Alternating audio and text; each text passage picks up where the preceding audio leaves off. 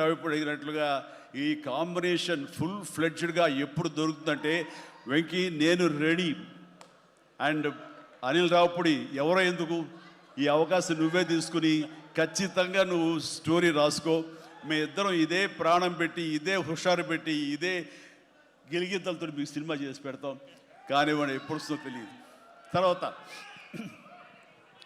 అలాగే నయనతార ఈ సినిమాలో ఏం చేశాడో, ఎలా ఒప్పించాడో కానీ మన అనిల్ రావిపూడి. అంతకుముందు 2 సినిమాలు చేశాను, తెలుగు గాడ్ ఫాదర్ కానివ్వండి, లేకపోతే సైరా కానివ్వండి.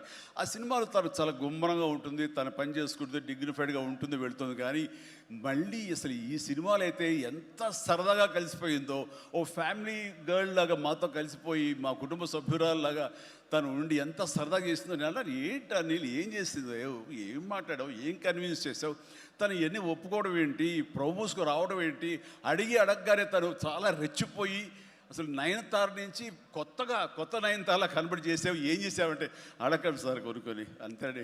అంటే నా ఉద్దేశం అటు ఇటు తిరిగేదిరా. ఏం చేశాడో తెలియదు కానీ డెఫినెట్లీ ఆ అమ్మాయి అంత ఇష్టపడుతుంది.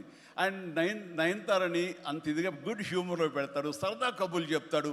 అండ్ తను పని చేసుకుని సీరియస్గా ఉండే మనిషి కాదు కాబట్టి వాళ్ళు కూడా అంత ఇదిగా లైక్ చేస్తారు. కాబట్టి తను ఏది అడిగినా వెంటనే ఎలాంటి ఇన్హిబిషన్ లేకుండా వాళ్ళు ఒప్పుకుంటారు. అదే జరిగింది, అంత గుడ్ హ్యూమర్లో పెట్టాడు కాబట్టి ఈ సినిమాకి ఆ అమ్మాయి యాడెడ్ అట్రాక్షన్ అయ్యింది. నయనతార ఇందులో కనిపించిన తీరు కానీ, తను చేసిన విధానం కానీ, ఆ సోఫిస్టికేషన్ యాక్టింగ్ కానీ, భారీగా తను నటించి మెప్పించింది కానీ వావ్ బాగుంది. అంటే ఆ అమ్మాయే లేకపోయి ఉంటే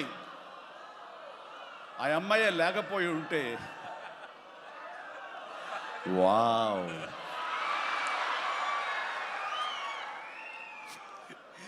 ఇది కూడా క్యాప్చర్ చేస్తాడు. ఈ వావ్ ఎక్కడొస్తో మీ సినిమా చూస్తే తెలుస్తుంది. లీక్ చేసేసాను. All right. సో ఆ అమ్మాయి నయనతారతోటి అంత బాగా చేయించాడు. మీ పక్కన మీకు ఎదురు నిలబడి మిమ్మల్ని ఎదుర్కొని ఎవరైనా ఒకళ్ళు నిలబడాలంటే ఎంత అనుకుంటున్నా, ఎంత ఫ్రెష్గా ఉండాలనుకుంటున్నా, వేరే వాళ్ళు ఉండాలనుకుంటున్నా అసలు నాకు తొయ్యట్లేదు, నాకు తట్టట్లేదు, కన్విన్స్ కాలేకపోతాను. ఖచ్చితంగా నయనతార ఉండి తీరాల్సిందేనండి, ఎంతైనా సరే ఎలాగైనా సరే అన్నాడు. ఆ అమ్మాయిని తీసుకొచ్చారు, ఒప్పించారు. ఆ అమ్మాయి కూడా అంతా కోఆపరేట్ చేసింది. అండ్ నయనతార ఇవాళ రాలేని పరిస్థితిలో ఉంది కాబట్టి thank you Nayanthara, thank you so much. ఇక ఈ సినిమాలో సచిన్ కేల్కర్ క్యారెక్టర్ యాక్టర్గా, అండ్ నాతో పాటు నా టీంలో చేసినటువంటి హర్షవర్ధన్, అలాగే అభినవ్, ఇతర నటీనటులు, అండ్ క్యాథరిన్ కూడా మా టీంలో ఒక పార్ట్ లాగా ఉండి తను చేసి చాలా ఒక నిండుదనం, గ్లామర్ తీసుకొచ్చింది. ఆ అమ్మాయి కూడా అందరికీ, ప్రతి ఒక్కరికి నా ముందస్తు శుభాకాంక్షలు తెలియజేస్తాను, అభినందనలు. ఇక ఈ సినిమాలో ప్రత్యేకంగా నేను చెప్పాల్సిన టెక్నీషియన్స్గా వస్తే, భీమ్స్ అత్యద్భుతమైన మ్యూజిక్ ఇచ్చాడు, వెరీ ఆర్గానిక్ మ్యూజిక్. కేవలం డ్రమ్స్ తోటో, కీబోర్డులతోటో, వాటితోటో దడదడలాడించకుండా చాలా శ్రావ్యంగా లిరిక్స్ మాత్రం వినిపించేలాగా ఒకనాటి విజయ సంస్థ వారి సినిమాలు ఉండేవి. అంతా హాయిగా, హృద్యంగా, ఒక గోదావరి పడవ ప్రయాణంలాగా ఉండేలాగా ఇచ్చాడు. అందుకని మీసాల పిల్లలో ఎలాంటి హడావుడి, ఎలాంటి మ్యూజిక్ గోళ ఏమి ఉండదు. కానీ ఆ ఇచ్చినటువంటి ఆ మ్యూజిక్, ఆ పాటకి లిరిక్స్ అర్థమయ్యేలాగా వినిపించి అందరూ చాలా ఆ శ్రావ్యాన్ని అందరూ ఆస్వాదించారు. కాబట్టి అది అంత పెద్ద మిలియన్స్ని, మోర్ దెన్ 100 మిలియన్స్ దాటి హిట్ ఇచ్చింది.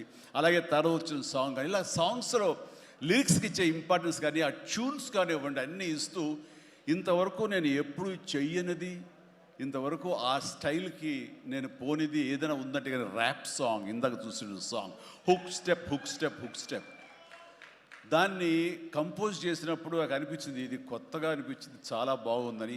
అండ్ ఇప్పుడున్నటువంటి ఈ థియేటర్ పల్స్ చూస్తుంటే ఈ సినిమా, ఆ సాంగ్ మాత్రం ఐ థింక్ టోటల్గా హైలైట్ అయిపోతే రేపు థియేటర్లో అనుకుంటున్నాను. అది వెరీ గుడ్.